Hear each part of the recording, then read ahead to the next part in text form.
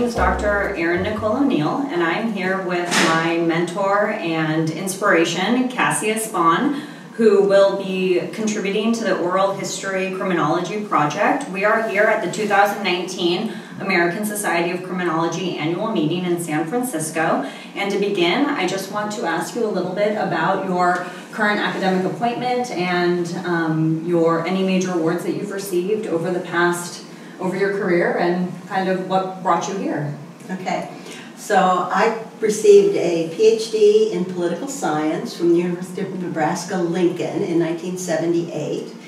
I was at the University of Nebraska at Omaha from 1978 through 2006. While I was at UNO, as it's colloquially called, I served as the graduate director for quite a number of years, and then as the school director from 2005 to 2006. So in 2006, I moved to Arizona State University, which is where we first encountered one another, and from 2006 to 2014, I served as the graduate director at Arizona State University, the School of Criminology and Criminal Justice. And since 2014, I've been the director of the school. And this is actually the last semester of my sentence in that position. Congratulations. Yeah, I know. So I'm a fellow of the American Society of Criminology, a fellow of the Academy of Criminal Justice Sciences, and a fellow of the Western Society of Criminology. In 2013, I received the Lifetime Achievement Award from the Division on Corrections and Sentencing, ASC's Division on Sentencing and Corrections. And in 2011, I received Arizona State University's Faculty Achievement Award for Defining Edge Research in the Social Sciences, sort of a clumsy name, but nonetheless. Was that for a particular work or for your body of work? It was for the body of work that I had done up until, during the course of my entire career. I've authored or co-authored 8 books and over 130 peer-reviewed publications. Over the course of my career, I've published 10 articles in criminology and 13 in Justice Quarterly, which I think are 2 of the best journals in the field, and I'm very proud of that. Most of my work focuses on issues involving disparity and discrimination in criminal justice decision-making, and then a second area of interest or a theme of my research is the response, or rather, as we both know, the lack of response of the criminal justice system to the crime of sexual assault. Can you talk a little bit about your book, How Judges Decide? I know that is widely used in universities across the United States and really regarded as one of the textbooks in that area. Sure. I think that the book, How Do Judges Decide, was a book that I was able to use to sort of summarize the work that I've done in my career and to also encapsulate work that others have done in the field. And it really forced me to think about topics that I hadn't really addressed in my own research, such as what are the philosophical goals that judges pursue as they attempt to determine what the appropriate sentence is, but then also what are the factors that predict how judges will decide sentencing, what happened during the sentencing reform movement, and what were the consequences of some of those changes, most of which were changes that made sentencing more punitive. Mm-hmm. Can you tell us a little bit about your life before you became an academic and what kind of brought you to this amazing job and the work that you do from a personal level? Sure. So, well, maybe like some people in the field, because it is a pretty interdisciplinary field, I took a rather circuitous route to criminology and criminal justice. As an undergraduate student, I majored in journalism and political science. Me too. Did you know that? Yes. Okay. And this was the Watergate era. And I had visions of following in the footsteps of Carl Bernstein and Bob Woodward, the investigative journalists who broke the Watergate story. After I graduated with my bachelor's degree, I worked for 3 months at the Lincoln Journal and Star. And I spent those 3 months editing wedding and engagement announcements and writing a column on the Volunteer of the Week. Not exactly investigative journalism. So that summer convinced me that journalism was not the path that I wanted to pursue. So I went back and got a master's degree and then a PhD in political science. And as a doctoral student, one of my specialties was judicial process. And the first article that I published following graduate school was actually a study in Law and Society review on the effect of race on sentencing. And that really propelled my career. My mentor and I, Susan Welch, then applied for an NIJ grant to do a study of the effect of different measures of prior criminal record on sentencing outcomes. And the rest is sort of history. I gradually began doing more and more work on criminal justice issues, less on political science type issues. Although interestingly, I did publish a series of articles on adolescents' attitudes toward a woman as president. This was in the 1980s, which is kind of interesting given what happened in 2016, where we had a female candidate for president. And so in, I think, the mid-1980s, I was asked to join the Department of Criminal Justice at the University of Nebraska at Omaha. And as I said, the rest is kind of history. Can you talk a little bit about your influences and mentors? You played a very pivotal role in my research and career trajectory, and I credit a lot of my successes to you and learning from you. Do you have anyone that has kind of shaped your career in a meaningful way? That's an interesting question. I think my mentor in the political science department, Susan Welch, who's actually now a dean at Penn State University, and the School of Criminology and Sociology is under her purview. So it's kind of interesting. We both followed rather interesting parallel tracks, but she influenced me a lot as I think a young scholar, in that she was very quantitative and pushed me in that direction as well. It's interesting, I actually did my doctoral dissertation on the effect of advisory boards on the national policy-making process. And interesting. Yeah, so I spent a month in Washington, D.C. at the Department of Health and Health Education and Welfare, as it was called then, attending advisory board meetings and interviewing advisory board members. And it's not something that I was particularly interested in, but one of my committee members said, there's not much that's been written on this, and you might want to, go in that direction. I think I published one paper out of my dissertation and have never looked at that since. But in terms of other people who've influenced my career, I think that there are sort of the rock stars in the sentencing field. I think of John Hagan and Darrell Steffensmeyer. Both their work influenced my own, and certainly Darrell's work on focal concerns perspective and how that influences the sentences that judges impose has had an important impact on my own work. You talked a little bit in the beginning about, your 10 criminology articles and your 15 Justice Quarterly articles.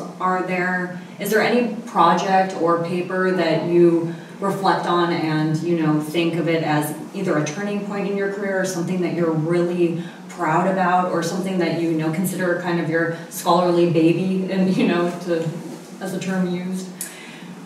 It's probably not an article, but I think maybe the turning point in my career, and something that I'm really, really proud of, is the Color of Justice book. When I was at University of Nebraska at Omaha, two colleagues and I were talking about the issue of fairness in the criminal justice system, and really the fact that criminologists were somewhat reluctant to tackle issues involving race and criminal justice, race, crime, and justice. And so we set about to write what we thought should be an objective assessment of the evidence related to the role that race and ethnicity play in crime and criminal justice. And I think that book is now in its 6th edition, and I think it has influenced a lot of people's thinking, undergraduate students' thinking about the criminal justice system and the inherent unfairness of some parts of that system. I really enjoyed collaborating with Sam Walker on that book, and I think we wrote a fair and objective assessment of the evidence, which was the goal that we set out to achieve. The other thing that I really am very proud of is the work that I've done with Catherine Tallis on the response of the criminal justice system to the crime of sexual assault, which is a more recent, but I think very important part of the work that I've been doing. As you know, because you worked as an undergraduate student on that project,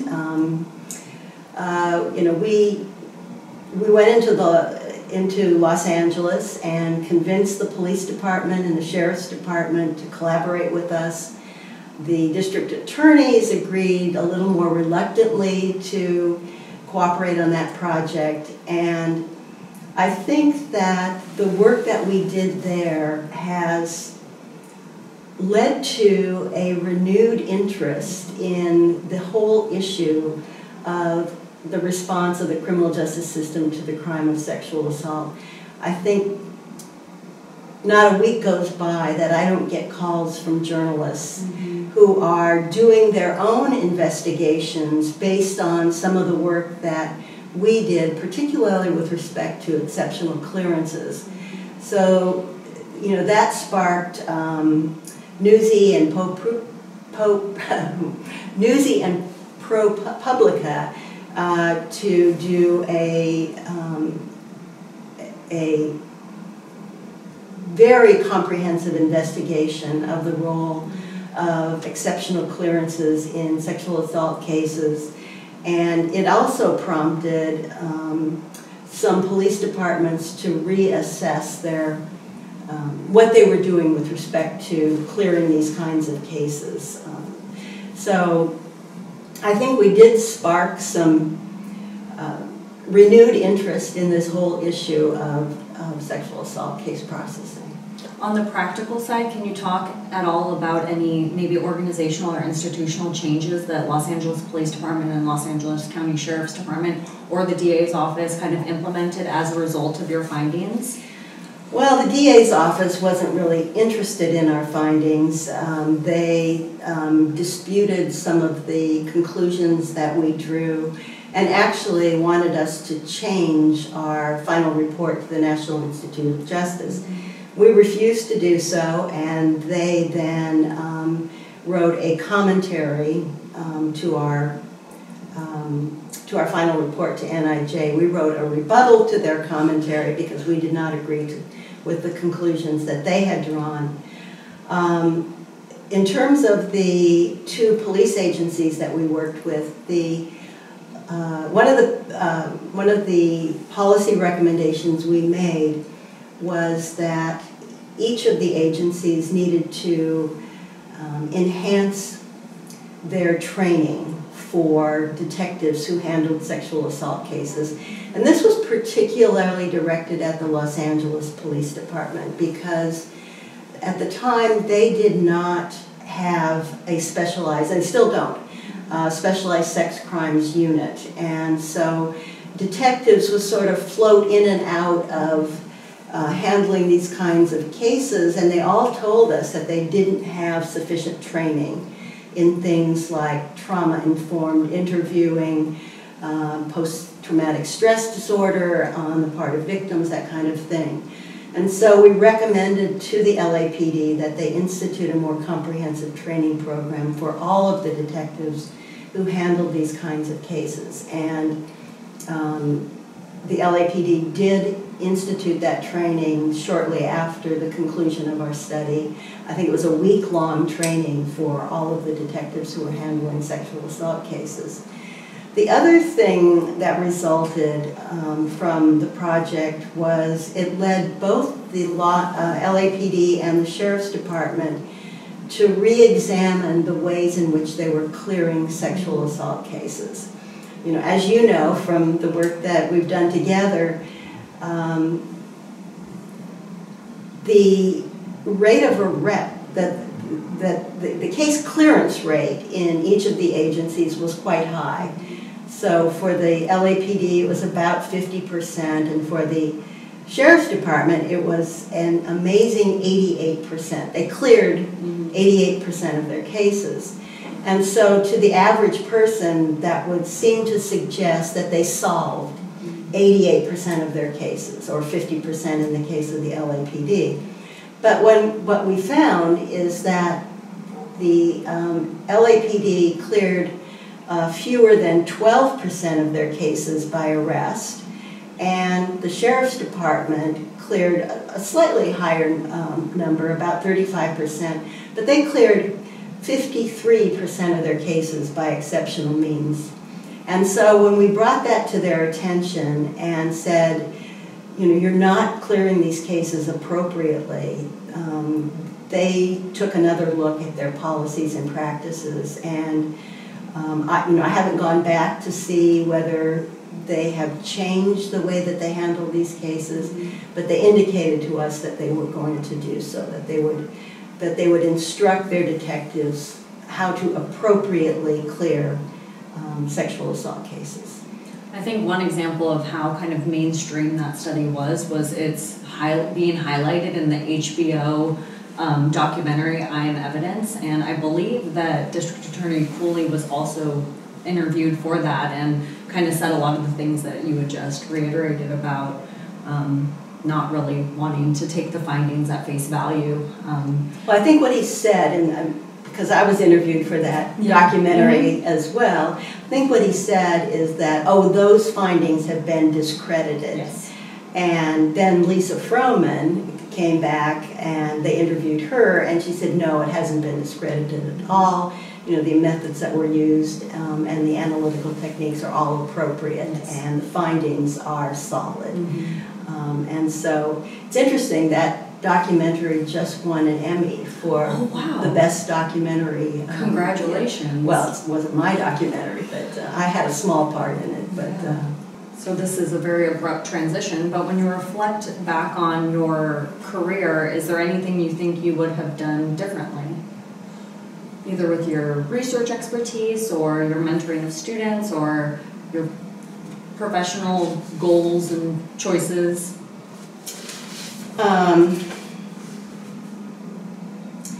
Well, I guess if I knew then what I know now, I might have decided to major in sociology or criminology rather than political science. I've never had a criminology course in my life.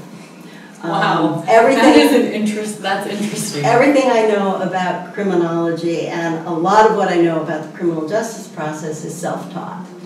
Obviously, in political science, we focus on administration of justice and judicial process, and some on a little bit on prosecutorial decision making.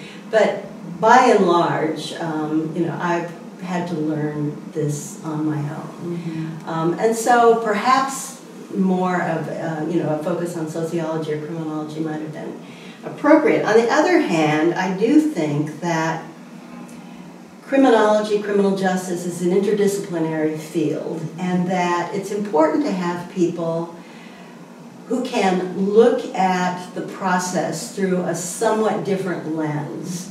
And I think my training as a political scientist has sort of focused my attention on issues related to structure and organization and relationships among decision makers and that kind of thing. I don't by any means claim to be a criminologist. I don't study crime. I don't study why people commit crime. I study the response of the criminal justice system to crime and criminality. And, I think my training as a political scientist, and to a lesser extent my training as a journalist, has helped me. Yeah. Certainly with, all that's happened since the publication of our book on policing and prosecuting sexual assault. So what would your advice be to young scholars who are, trying to figure out what route they should take in their education if they kind of want a career that looks like yours, that's widely successful, that makes a major impact, and that kind of has shaped your area of expertise? Well, I think young scholars need to find their own way, obviously, and they can learn a lot from those of us who've been in the field for a while. And yet I think that the important thing is to find something you're passionate about. And you're going to be in this field for a long time, and if you're not passionate about the work you do, I don't think you're going to be able to devote the time and energy to it that you need to do in order to be successful. I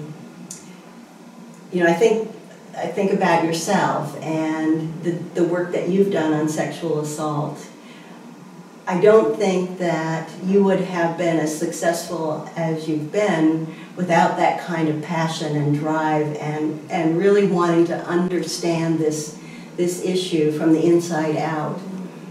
But I think that those who are interested in criminal justice decision making, there are some areas that we know very little about. I don't think that everyone needs to become a cookie-cutter scholar following exactly in the footsteps of those who've come before. I think about sentencing, for example.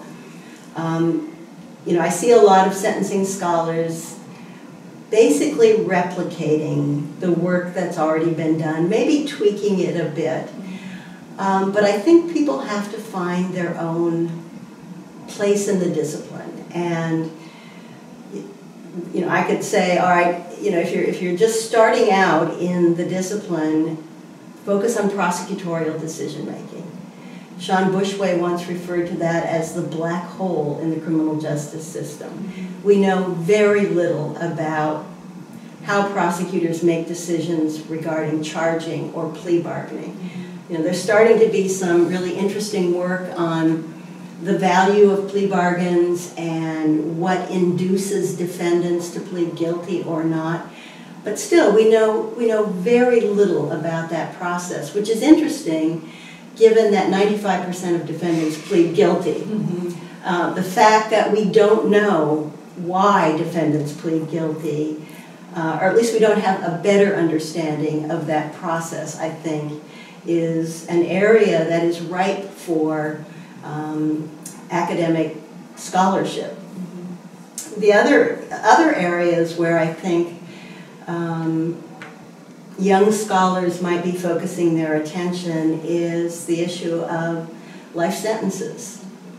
I know Mark Maurer has a recent book on the meaning of life, but there's been very little academic research focusing on who gets life rather than a fixed number of years, who gets life with no possibility of parole, or looking at the consequences of those sentences for the people who receive them in terms of mental and physical health and relationships. I mean, we just don't know much about life sentences, both from the point of view of the judges who impose them and the defendants who serve them.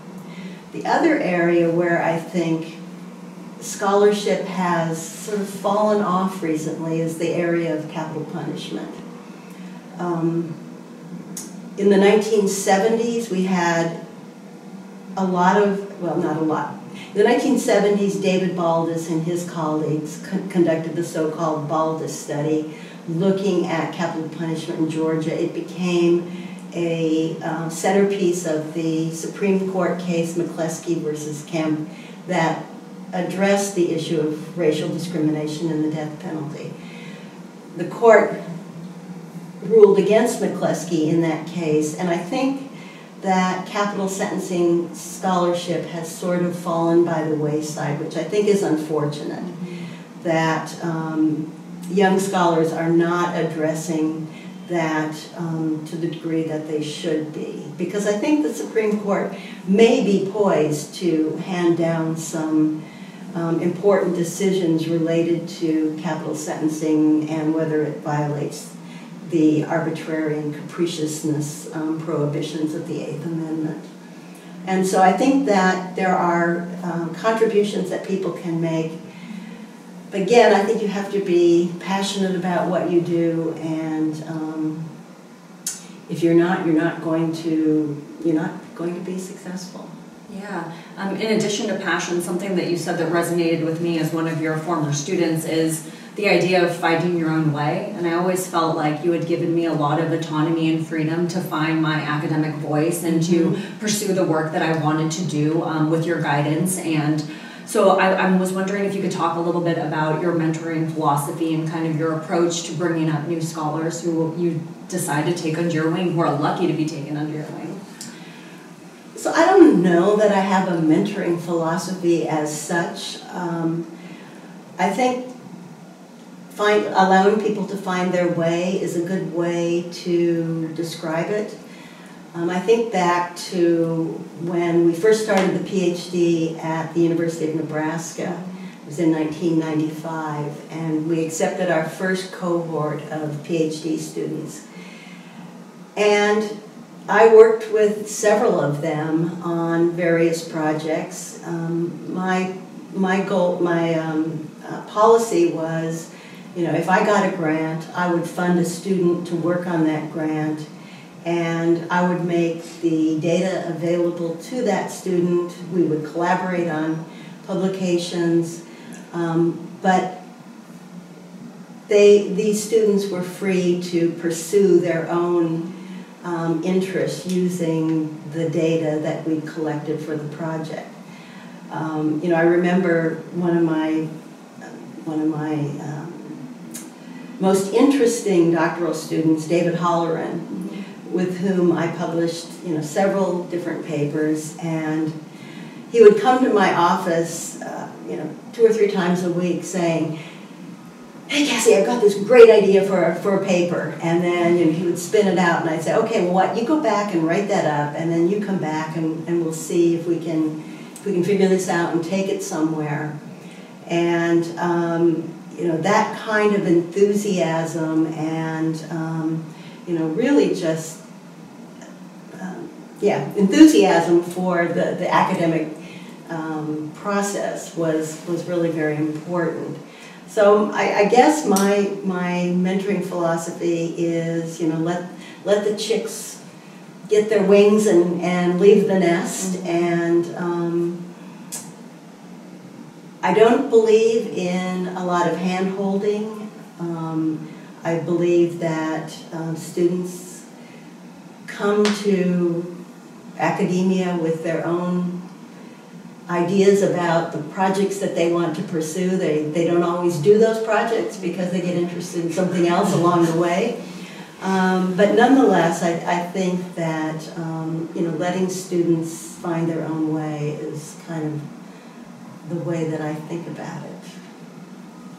Can you talk a little bit about your thoughts on kind of the trajectory of the field in general, especially in the current kind of political climate and the changes that are happening in the United States in criminal justice and in politics, given your political science background, and just, you know, where you think the field is going and the status of the field.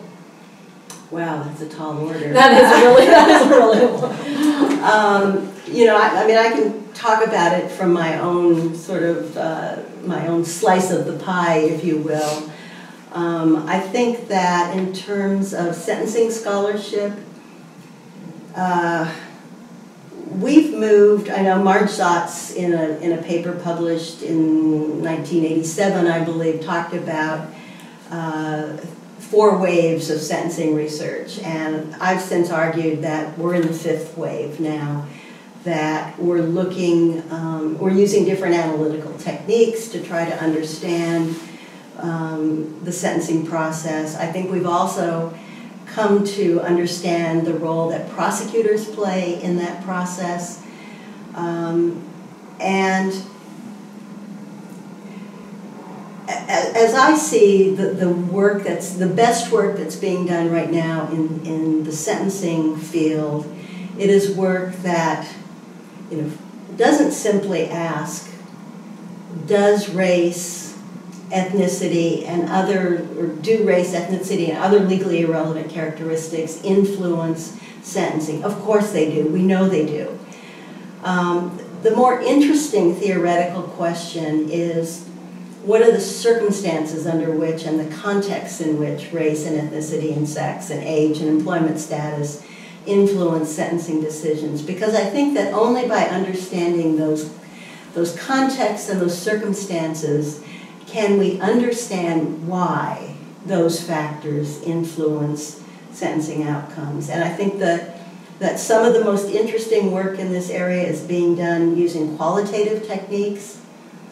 So there's some students at Harvard who've been interviewing judges and trying to tease out why do they and under what circumstances might they consider race or ethnicity in making sentencing decisions, and is that overt, is it unconscious, is it reflective of bias or of something else? And so I think that's an important strand of research.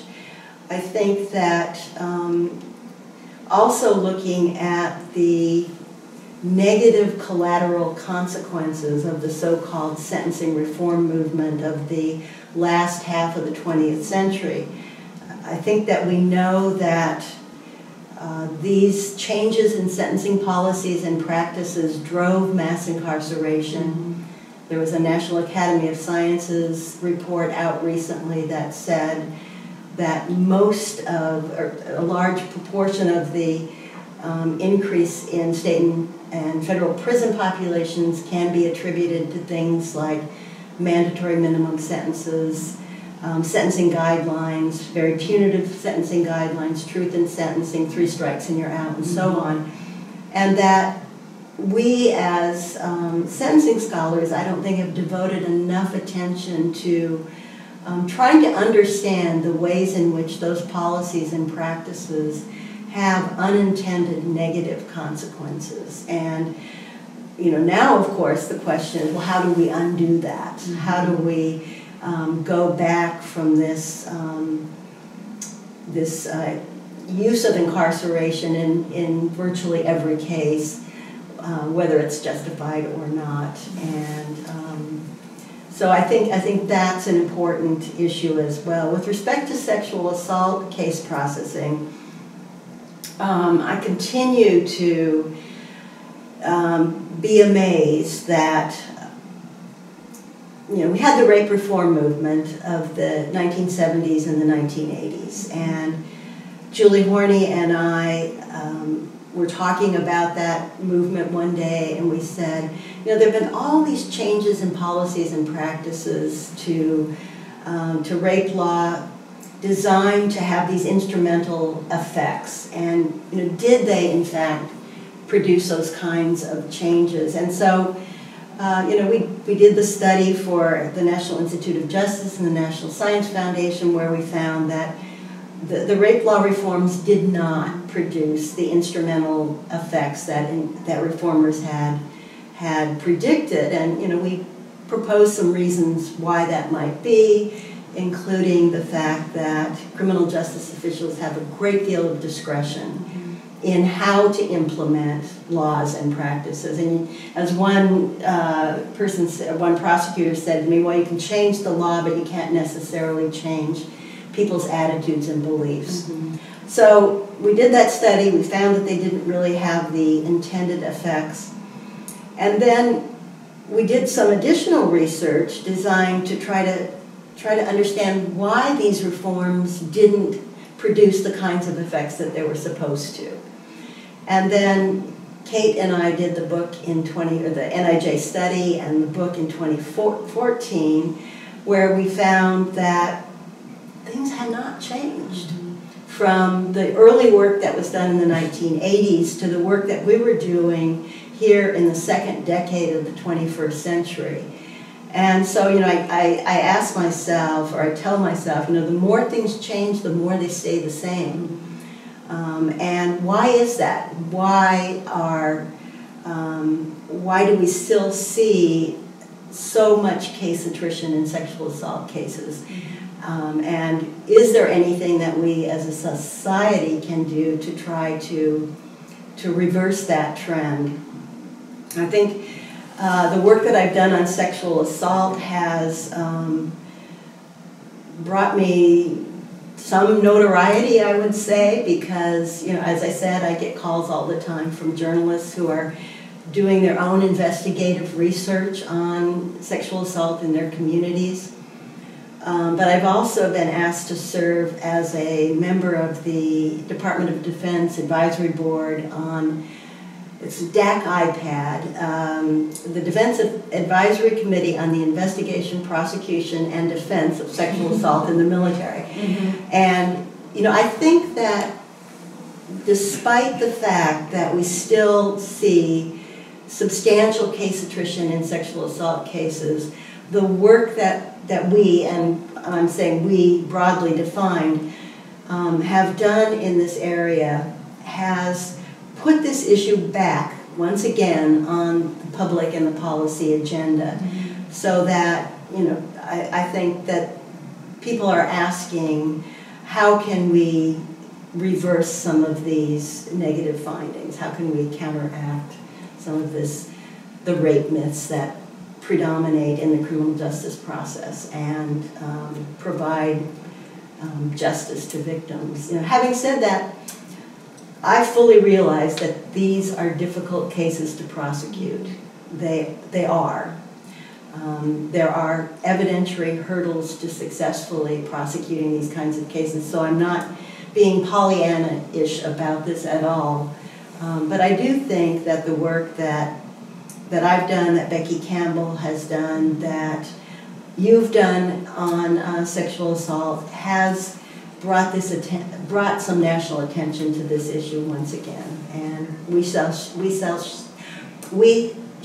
see. That's hard to say. We shall see. Yeah. So, what do you think are the most promising kind of paths for sexual assault case processing research? You talked about where you think sentencing research should go and kind of promising areas. Where do you think that sexual assault case processing research is going? Or where should it go? Where should it go? Well, what I would like to see, and this is not specific to sexual assault, but people ask me, journalists will call me and they'll ask me, well, what is the national rate of prosecutors charging decisions in sexual assault cases? Or what is the conviction rate in sexual assault cases? And I have to tell them, I don't know. There's no data on that. There are individual studies, such as the work that I've done in Los Angeles and in Philadelphia, Kansas City, and Miami. And there's work that others have done in the sort of the replication study of our sexual assault project. But there's no national data on these issues. So we don't know how often prosecutors charge in these cases, and whether the context matters. So are prosecutors in certain kinds of jurisdictions more likely to file charges in these cases? And if so, what are those circumstances and conditions? And can we learn from that? Can we learn from the policies and practices that prosecutors' offices have implemented, such as specialized sex crimes units that are designed to ensure that you have a well-trained cadre of prosecutors who know how to successfully prosecute these cases? Does that work? Is that something that other jurisdictions should be emulating? And so I think that we need more research designed to illuminate these national trends and to identify what are the contexts in which cases are more likely to be successfully prosecuted, and can we learn from those pockets of success, if you will. I'm on it. Well, that's all the questions I have for you. Is there anything else you'd like to, get on the record, merits you think that need to be included in this oral history? Anything that I didn't touch on? Oh, one of the questions was, how has your work endured the criticism it has received? And, I think that's a question. I mean, work is always criticized. You send a paper in for publication, you get the reviews back, the reviewers say, they did this wrong, and they didn't answer this question, and the theory is wrong. And, that's part of the process. Getting criticism, hopefully it's constructive criticism that you can then use to make your work better, to improve your methods, your theory, whatever. But I think that one's work endures because it sort of stands the test of time. I know that there's now a lot of concern in the field broadly about methodology and data and whether we're reaching inappropriate conclusions using the data we have. And I think that, I've always tried in my work to be ethical in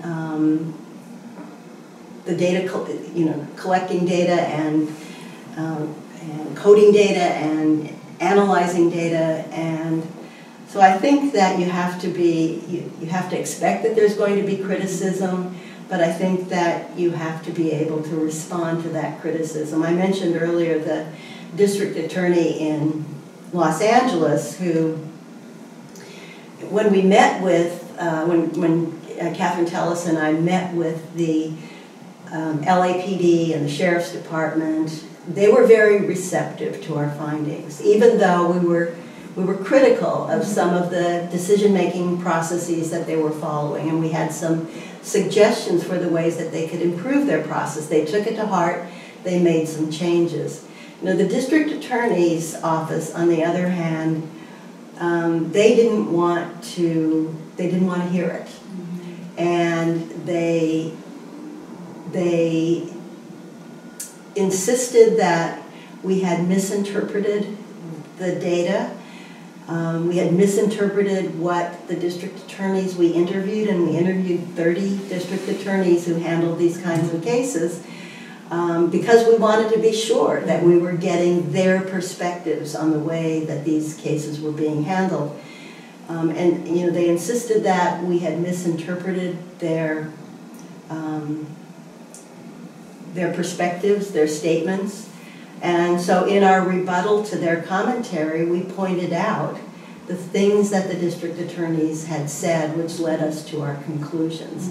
And so I think that as long as you can justify the conclusions you've drawn based on the data you've collected and analyzed, that your work will withstand criticism. And that's what I've tried to do as I've moved through this process. You reminded me of another question. So for scholars who work with justice agencies, primarily looking at decision-making, for young scholars particularly who are trying to navigate kind of relationships with agencies and really kind of afraid of that maybe backlash or that criticism and maybe burning bridges with agencies, do you have any advice for young kind of criminal justice scholars who are trying to work in systems work in either establishing relationships or then when you're met with these criticisms how to appropriately respond? When you're not Cassia Spohn, you know, when you're just little, you know, second year out on, you know, out in the field? So I think that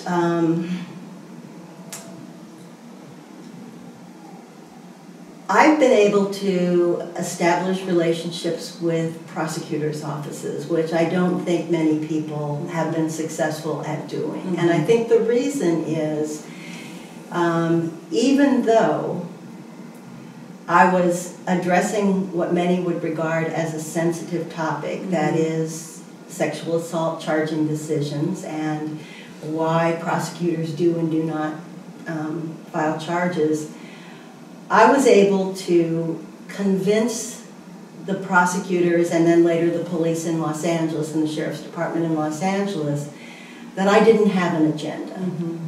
that I was interested in understanding the decision-making process, and that even though I was a woman, I was not approaching this as a gotcha moment, yeah. that I wanted to somehow expose what the prosecutor's office or the police departments were doing about sexual assault. Mm-hmm. Similarly, when I actually had an NSF grant to look at the effect of race on sentencing, another very sensitive topic.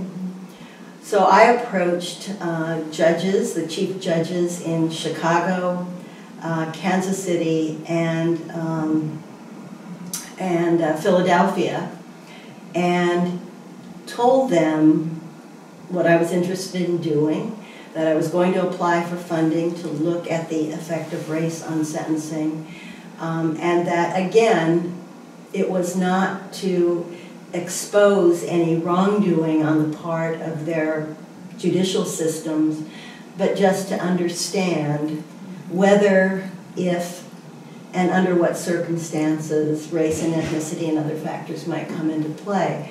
And so I think if you can convince decision makers, criminal justice agency officials, that you're approaching this as an academic and not as an investigative journalist, mm-hmm. that you're really interested in understanding the process and not in somehow exposing unethical behavior or bias or prejudice on the part of decision makers, that they will be cooperative. Mm-hmm. Now, having said that, for the sexual assault project, I did approach the prosecutor's office in Harris County, Texas.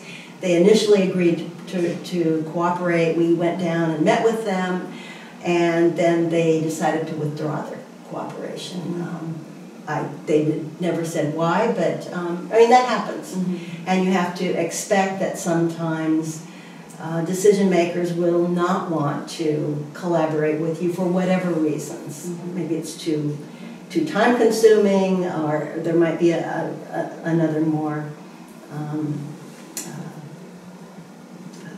another reason that they have for not wanting to cooperate with you. But again, I think if you can approach this as, I'm an academician, I study the process, I study decision making, I want to understand this process. So I think it's all in how you approach it, and I don't think you have to. I don't think you should be deceptive or duplicitous about what you're intending to do. But I've been very successful at getting judges, prosecutors, police detectives to sit down for interviews, and I think that doing so is an important part of the research that we do. I think mixed methods research is the way that we learn the most about these processes. Well, thank you. That's all I have. So unless you have anything else you'd like to add to the record. I don't think so. Thank you. I appreciate your time.